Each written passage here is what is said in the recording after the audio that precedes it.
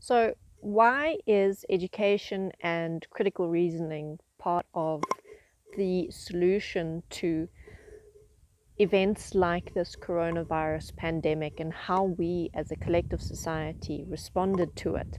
Because I think that we can all agree that maybe we could have done things differently.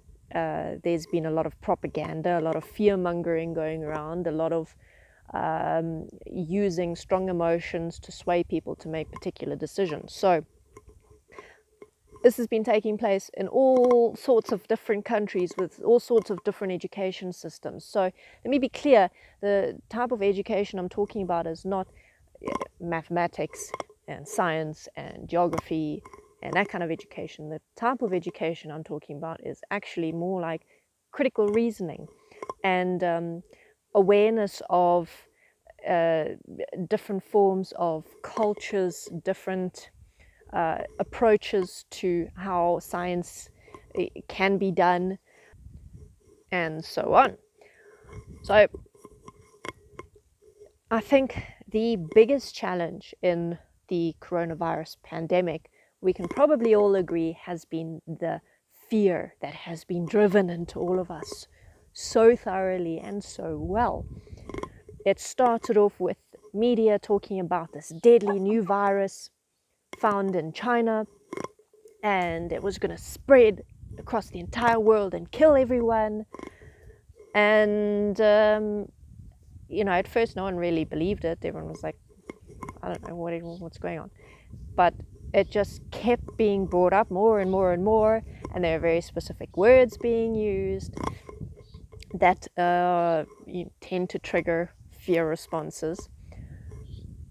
And I think that in a very large part has led to the way that we've responded to the coronavirus, has led to the massive, massive losses of jobs, of income, the restrictions being placed on people's lives and livelihoods, which is maybe not the best thing, especially when you consider that we've essentially been told that we don't know how to make the best choices for ourselves, for our health and our families, and we're not allowed to work, and the government knows the best way forward, which was originally China's idea, right? China, the same place that restricts the number of children that families can have.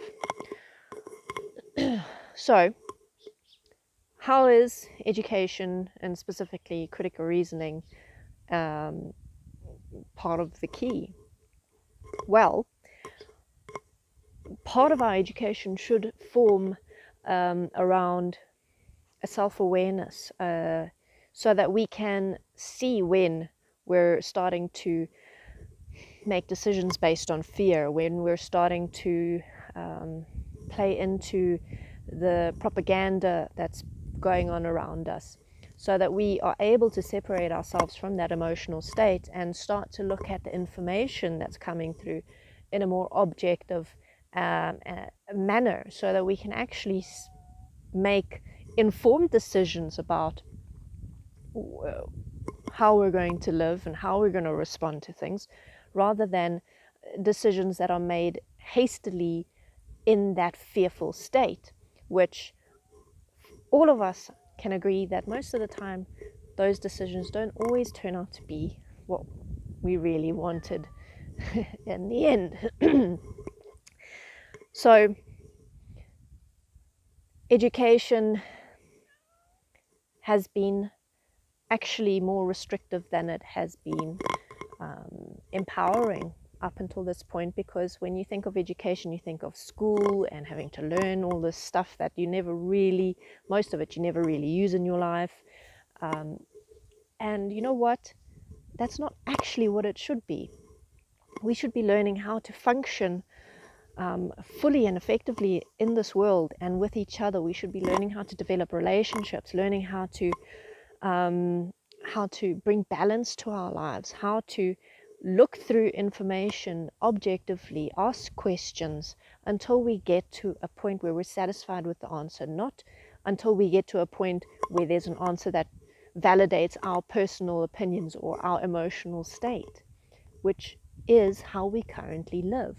we live for this validation of our interior states, of my opinion, my belief, my how I feel about things, what I think about things.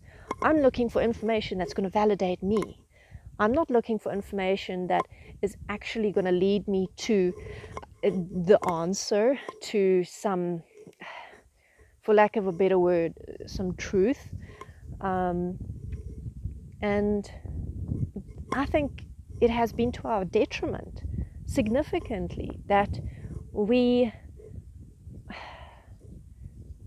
could be doing so much more, so much better. We could be supporting ourselves and each other so much better with just changing this one element. Okay, thank you for watching. You're going to see me next time.